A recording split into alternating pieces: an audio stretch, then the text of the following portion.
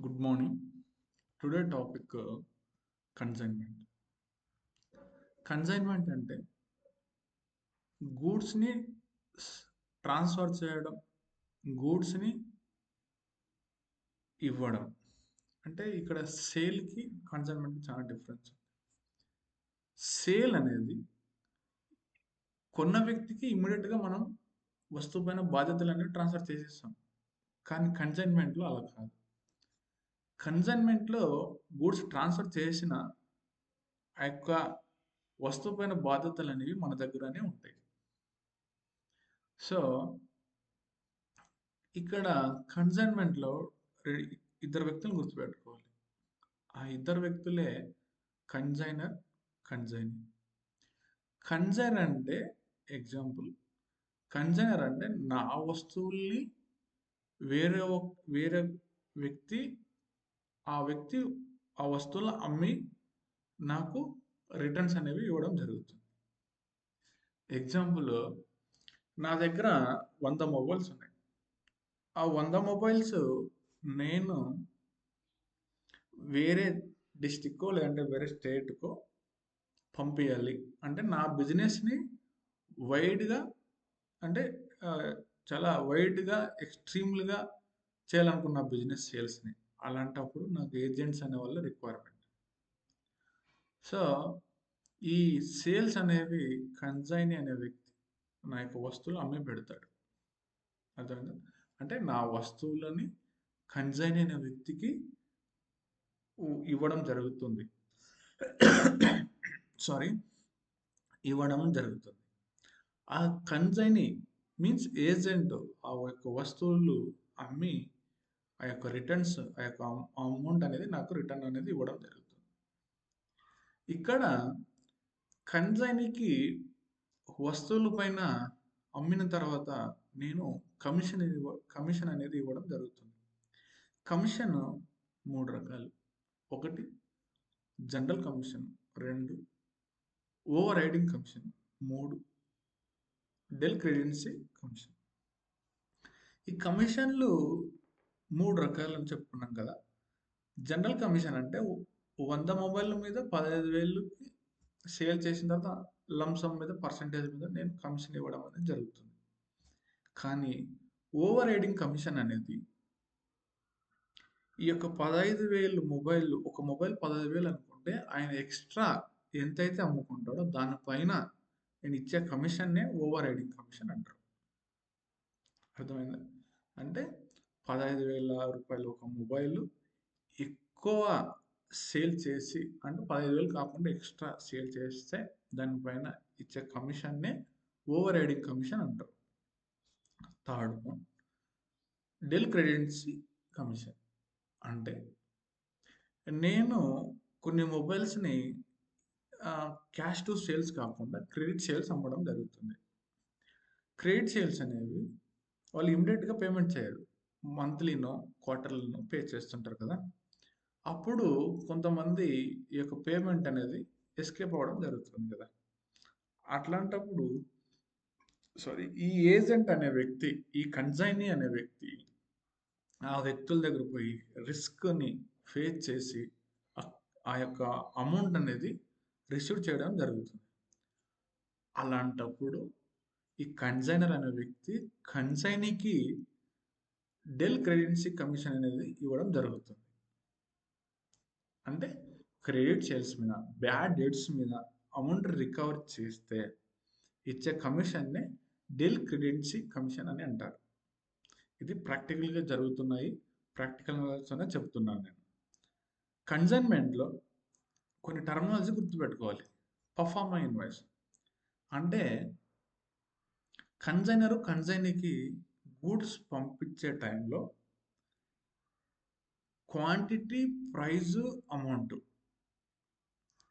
ఈ 3 ఈ యొక్క పర్ఫార్మా ఇన్వాయిస్‌లో ఎంట్రీ చేసి కన్సైనీకి పంపించడం అనేది జరుగుతుంది. అర్థమైంది? కమిషన్ మేము ముందుగా మాట్లాడాం. కమిషన్ కన్సైనీకి సేల్స్ మీద ఇవ్వడం అనేది జరుగుతుంది. ఈ యొక్క థర్డ్ పాయింట్, ఈ యొక్క అడ్వాన్స్ రిసీవ్డ్ అనేది 100 మొబైల్‌ని 15,000 ఒక మొబైల్ లెక్క నేను కన్జైనర్‌కి పంపిస్తే, కన్జైనీ అంత అంటే అంత మెటీరియల్‌కి పంపించినప్పుడు నువ్వు అంతో కొంత అడ్వాన్స్ ఇవ్వు. నేను 100 మొబైల్ నీకు పంపిస్తా అని కన్జైనీ నుంచి కన్జైనర్ అమౌంట్ తీసుకోవడం జరుగుతుంది. కన్జైనర్ నుంచి కన్జైనీ నుంచి కన్జైనర్ అనేది అమౌంట్ తీసుకోవడం జరుగుతుంది. అప్పుడు కన్జైనీ అడ్వాన్స్ అమౌంట్ పే చేయడం జరుగుతుంది. అడ్వాన్స్ రిసీవ్డ్ అనేది అక్కడ కన్జైనర్ తీసుకోవడం జరుగుతుంది. ఇప్పుడు కొన్ని కన్సైన్మెంట్‌లో కొన్ని జనరల్ ఎంట్రీస్ అనేది చాలా ఇంపార్టెంట్. ఆ జనరల్ ఎంట్రీస్ స్టార్టింగ్ కన్సైనర్ ఇంకో ముఖ్యమైన పాయింట్ ఏంటంటే here in the consignor having 3 types of accounts books. అంటే కన్సైనర్ 3 రకాల అకౌంట్స్ అనేవి మెయింటైన్ చేయాలి. ఒకటి కన్సైనర్ బుక్ అంటే ఆయన book self. Second consignee book. Third goods cent on consignment. ఈ 3 లెడ్జర్స్ అనేవి కన్సైనర్ బుక్‌లో కన్సైనర్ మెయింటైన్ చేస్తాడు. ఈ ఈ 3 పాయింట్స్ గుర్తుపెట్టుకోవాలి. కన్సైనర్ బుక్‌లో consignor book, consignment book, consignment book, consignee book, goods and consignment book. ఈ 3 అకౌంట్స్ అనేవి మెయింటైన్ చేయడం జరుగుతుంది. ఇప్పుడు కన్సైన్‌కి గూడ్స్ ట్రాన్స్‌ఫర్ చేయడం జరుగుతుంది కదా! అక్కడి నుంచి ఎంట్రీస్ అనేది స్టార్ట్ అవుతాయి. First goods cent on consignment base. అంటే గూడ్స్ దేని బేస్ పంపించినాడు? కన్సైన్మెంట్ బేస్ మీద పంపించాడు. అప్పుడు consignment account data to goods cent on consignment account అనేది ఎంట్రీ పాస్ అవ్వడం జరుగుతుంది. ఎక్కడ? కన్సైనర్ అకౌంట్ బుక్‌లో. అది నెక్స్ట్ ఒక ఎగ్జాంపుల్ తీసుకొని ప్రాబ్లమ్ కూడా చేయడం జరుగుతుంది. జస్ట్ ఎంట్రీస్ అనేది ఎక్స్‌ప్లెయిన్ చేయడం జరుగుతుంది ఇక్కడ. Next expenses on sending goods. ఎవరు? కన్సైనర్‌కి పంపించే టైంలో కన్సైనర్‌కి ఏర్పడినటువంటి ఎక్స్‌పెన్సెస్ ఇవి. అప్పుడు consignment account data to cash or bank account. Next advance consign నుంచి మనం రిసీవ్ చేస్తుంటాం కదా! Cash or bank account to consignee account. అంటే కన్సైనీకి నేను ఫస్ట్ స్టాక్ పంపించాలంటే ఆయన అంతో కొంత లంసమ్ అమౌంట్ అనేది డిపాజిట్ చేయాలి నా అకౌంట్‌లో. అప్పుడు కన్సైనర్ గూడ్స్ ఆర్ స్టాక్ పంపడం జరుగుతుంది. ఇప్పుడు సేల్ చేసే టైంలో కన్సైనీ సేల్ చేసే టైంలో కొన్ని ఎక్స్‌పెన్సెస్ అనేవి ఉంటాయి. అవి ఏంటంటే బ్యాడ్ డెట్స్ గానీ, కమిషన్స్ గానీ ఇట్లాంటి కొన్ని ఎక్స్‌పెన్సెస్ ఉంటాయి. వాటికి entries consignment account, consignee account same entry. వీటికి బ్యాడ్ డెట్స్ గానీ, కమిషన్ కూడా సేమ్ ఎంట్రీ. ఇదే ఎంట్రీని మనం పాస్ చేసుకోవాలి. ఏది? Consignment account to consignee account. తర్వాత కన్సైనీ సేల్ చేసినటువంటి ఎంట్రీ కూడా మనం పాస్ చేసుకోవాలి. Consignee account to consignment account. Consignment account it is based on nominal account rule ప్రకారం మనం చేయడం జరుగుతుంది. కన్సైన్మెంట్ అకౌంట్ అనేది నామినల్ రూల్ అకౌంట్ బేస్ మీద చేయడం జరుగుతుంది. గుర్తుపెట్టుకోండి, ఇది very important point. Consignment account basis on nominal account. ఓకేనా? ఇప్పుడు ఒక్కోటి ఇవి ప్రాఫిటా లాసా అని మనం కన్సైన్మెంట్ అకౌంట్ తయారు చేసిన తర్వాత ఈ ఎంట్రీస్ అనేవి ఏర్పడతాయి. సో ఇప్పుడు మనం ఒక ఎగ్జాంపుల్ తీసుకుని ప్రాబ్లం చేద్దాం. ఓకేనా? ఫస్ట్ ఎంట్రీస్ రాసుకుందాం. ఫస్ట్ ఎంట్రీ వచ్చేసి Shri Eshwara consigned goods of value 1 lakh rupee to there agent to Shri Brahma. So ఇక్కడ ఈశ్వర అనే కన్సైనీ అనే బ్రహ్మకి 1 lakh రూపీ గూడ్స్ పంపించడం జరిగింది. ఎంట్రీ వచ్చేసి consignment account data goods sent on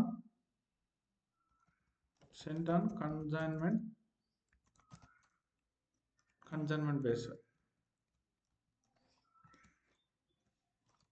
consignment account అనుకోండి. ఓకేనా? ఎంత amount? 1 lakh rupees. 1 lakh. Next entry వచ్చేసి ఎవరు? Eshwara paid loading and insurance in transit. అంటే కన్సైనర్ యొక్క ఎక్స్పెన్సెస్ మనం ముందుగా మాట్లాడుకున్నాం. ఏమని? కన్సైన్మెంట్ అకౌంట్ డేటా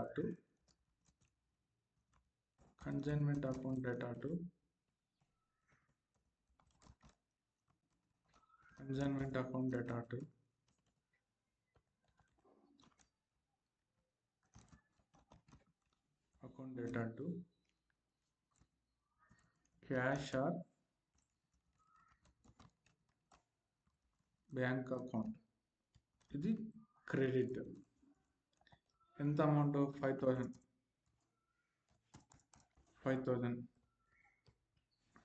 ఓకేనా? Next entry advance received from consignee. Cash are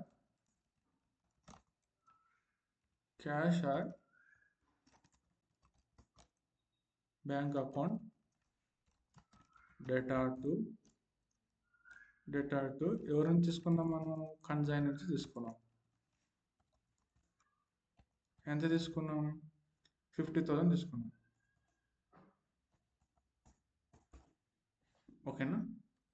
next వచ్చేసి sales.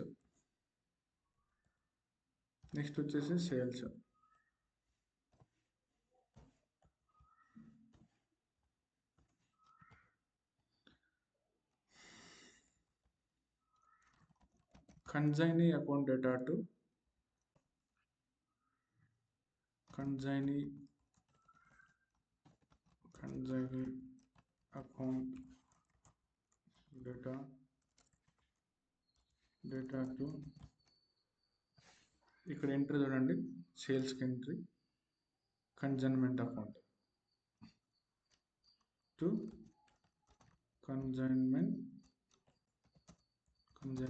Account credit.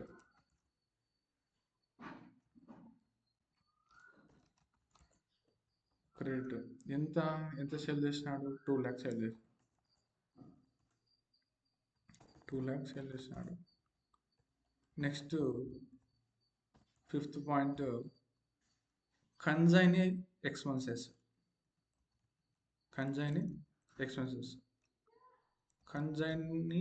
Expenses. Consignment account data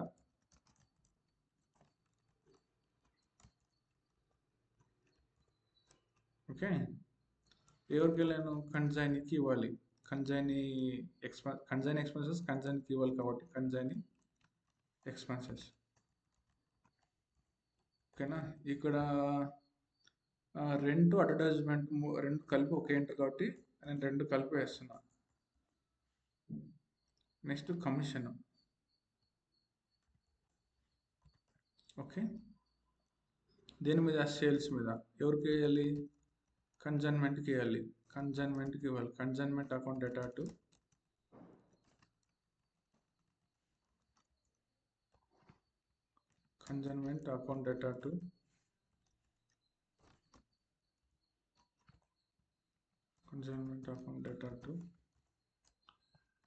ఏం చేయాలి? కన్సైనీకి నేను డబ్బులు ఇవ్వాలి. కన్సైనీ అకౌంట్ ఎంత? క్రెడిట్ ఎంత? 2 lakh మీద అండి. 2 lakh మీద ఇంటూ 10%. ఎంత? 20,000. ఓకేనా? ఇక్కడ వరకు 6 ఎంట్రీస్ క్లోజ్ అయినాయా? ఇప్పుడు నేను ఏం లెడ్జర్ తయారు చేస్తున్నా అంటే కన్సైన్మెంట్ అకౌంట్ లెడ్జర్ అనేది తయారు చేస్తాను. కన్సైన్మెంట్ CONSIGN జిఎంటి కన్సైన్మెంట్. ఓకేనా? ఇక్కడ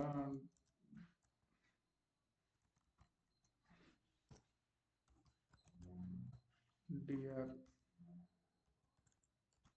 ఇక్కడ సిఆర్. ఓకేనా? DR CR.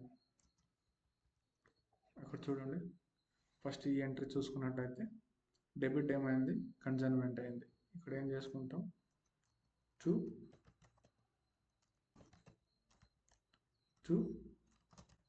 goods sent on consignment account. ఇంత 1 lakh. నెక్స్ట్ ఏంటి, to bank or cash. Okay, ఎంత 5,000. నెక్స్ట్ కన్సైన్ ఇది తీసుకోండి, థర్డ్ ఎంట్రీ తీసుకోమని అది కన్సైన్ బుక్స్లో వస్తుంది. నెక్స్ట్ కన్సైన్మెంట్, ఫోర్త్ ఎంట్రీ ఏమైంది, క్రెడిట్ అయింది. ఏమని, టు కన్సైనీ అకౌంట్. ఎంత, టు కన్సైన్మెంట్ ఎంత, 2 lakh. అంటే సేల్స్. మీరు క్వశ్చన్ చదవలేదా? ఇక్కడ వీటిని చూసాక మన ఎంట్రీ రాసింది. ఓకేనా? నెక్స్ట్ 2 lakh అంటే నెక్స్ట్ కన్సైన్మెంట్, మళ్ళీ to consignee account, to consignee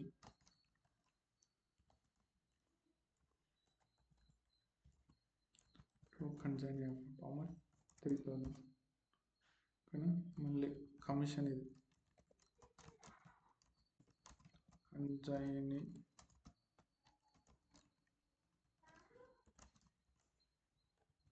ఎంత, 20,000. ఓకేనా? ఇప్పుడు దీని టోటల్ ఎంత, ప్లస్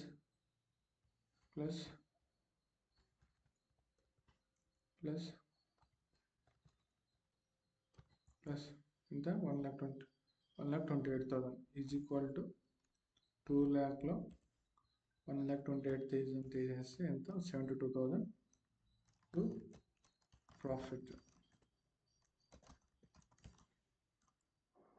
అండ్ లాస్ అకౌంట్. ఓకేనా? ఇది మనకు కన్సైనర్ బుక్లో కన్సైన్మెంట్ అకౌంట్. సరేనా? ఈ కన్సైన్మెంట్ అకౌంట్కి ఇప్పుడు మనం తయారు చేయాల్సినటువంటి కన్సైనీ అకౌంట్ అండ్ ఇంకోటి గూడ్స్ సెంట్ ఆన్ కన్సైన్మెంట్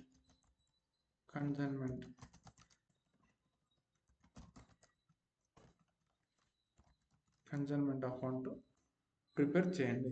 ఈ రెండు చాలా ఈజీ, ఎందుకంటే ఇక్కడ మనం ఆల్రెడీ ఇక్కడ ప్రిపేర్ చేసినటువంటి ఎంట్రీసే మీకు ఇది. ఇప్పుడు చూడండి ఎగ్జాంపుల్, కన్సైన్మెంట్ ఏమైంది, ఇక్కడ డెబిట్ అయింది. కన్సైన్మెంట్ అకౌంట్లో డెబిట్ అయితే క్రెడిట్ ఏమవుతుంది, కన్సైన్మెంట్ అవుతుంది. సో ఈ కన్సైనీకి సంబంధించిన ఎంట్రీస్ అన్ని ఇక్కడ ఉన్నాయి చూడండి, ఇవన్నీ కన్సైన్కి సంబంధించిన ఎంట్రీస్. సో కన్సైన్కి సంబంధించిన డెబిట్ అయితే ఇక్కడ ఏమవుతాయి, క్రెడిట్ అవుతాయి. ఈ విధంగా ఎంట్రీస్ అనేవి, లెడ్జర్స్ అనేవి ప్రిపేర్ చేసుకొని ఈ అకౌంట్స్ అనేది తయారు చేసుకుంటే మనకు ప్రాబ్లం అనేది కరెక్ట్గా రావడం జరుగుతుంది. దీంట్లో closing stock or unsold stock, loss on goods, and then దీంట్లో recurring expenses and non recurring expenses అనేవి కూడా, అబ్నార్మల్ లాస్, నార్మల్ లాస్ కూడా అనేవి కూడా ఉంటాయి. ఇంకా ఇప్పుడు వాల్యూ అన్సోల్డ్ స్టాక్ అనేది చూసుకున్నట్టయితే మనకు 100 మొబైల్స్ అనేవి పంపించాడు అనుకోండి. 100 మొబైల్స్ ఆయన 90 మొబైల్సే ఉంటాయి. ఇప్పుడు ఈ 10 మొబైల్స్ అనేవి అమ్మలేదు. అప్పుడు 10 మొబైల్స్ అమ్మలేదు కదా! ఇప్పుడు ఎగ్జాంపుల్ చెప్తున్నాను. అన్‌సోల్డ్ స్టాక్ ఎట్లా మీరు ప్రిపేర్ చేసుకోవాలనేది. అమ్మలేదు. ఒక మొబైల్ 15,000 అనుకున్నా. 15,000 అనుకుంటే ఎంత అయింది? 10,00,000 అయింది. 15,00,000 మొబైల్ అమ్మితే ఇప్పుడు 90 మొబైల్‌కి ఎంత అవుతది? 1,35,000 అవుతది. రిమైనింగ్ 10 మొబైల్స్ వాల్యూ 1,50,000 ఆయన దగ్గరే ఉంటది. అప్పుడు మనకి ఎంత అన్‌సోల్డ్ స్టాక్ ఇది. కాబట్టి దీనికి ఫార్ములా ఏమంటంటే total stock by unsold stock ఎంత 10 by total stock. Unsold stock 10. Wait 1 second. ఇప్పుడు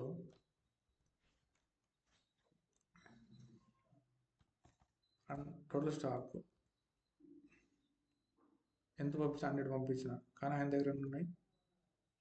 10 ఉన్నాయి స్టాక్. టోటల్ స్టాక్ ఎంత? 100. ఓకేనా? అంటే ఇప్పుడు ఏం చేయాలి? ఈయన 100 ఇంటూ ఇక్కడే ఏర్పాటు చేస్తున్నాడు. ఒక నిమిషం. 100 ఈజ్ ఈక్వల్ టు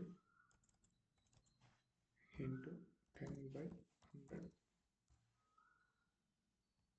అంటే 10 అంటే ఇక్కడ నువ్వు అమౌంట్ కనుక్కోవాలా స్టాక్ కనుక్కోవాలనేది మనకు తెలిసి ఉండాలి. అంటే 10 మొబైల్స్ అనేది సేల్ కాలేదు. ఈ సేల్ కాలేటువంటి వాల్యూ ఎంత? 1,50,000. సో ఈ విధంగా అన్సోల్డ్ స్టాక్ అనేది మనం తెలుసుకోవాలి. అండ్ ఇంక లాస్ ఆన్ స్టాక్ అనేది కూడా మనం తెలుసుకోవాలి. అబ్నార్మల్ లాస్, నార్మల్ లాస్ అంటే నార్మల్ లాస్ అంటే ఏంటంటే మనకు తెలిసిందే, ఏదైనా అంటే పొత్తు పడిపోవడం. కానీ అబ్నార్మల్ లాస్ అంటే ఏదైనా అన్ఎక్స్పెక్టెడ్గా ఎన్విరాన్మెంట్ ప్రభావం వల్ల గూడ్స్ పైన పడడం, లేదంటే యాక్సిడెంట్ అవ్వడం, ఇవన్నీ అబ్నార్మల్ లాస్గా మనం భావించాలి. సో ఇట్లా రికవరింగ్ నాన్ రికవరింగ్ ఎక్స్పెన్సెస్ కూడా ఉంటాయి. రికవరింగ్ నాన్ రికవరింగ్ ఎక్స్పెన్సెస్ మనం కన్సైనర్కి మొత్తం యాడ్ చేసి మనం అకౌంట్స్లో తీసుకుంటాం. కానీ రికవరింగ్ ఎక్స్పెన్సెస్ అనేవి కన్సైన్కి సంబంధించినటువంటి మనం కన్సిడర్ చేయము. అవి కూడా ప్రాబ్లమ్స్ ఉంటాయి. అవి కూడా ప్రాక్టీస్ చేస్తాను. నెక్స్ట్ క్లాస్లో recovering non recovering normal abnormal మీద కూడా ప్రాబ్లమ్ చెప్తాను. ఈ క్లాస్ అర్థమైతే ఒక కామెంట్ లైక్ చేసుకోండి. Thank you.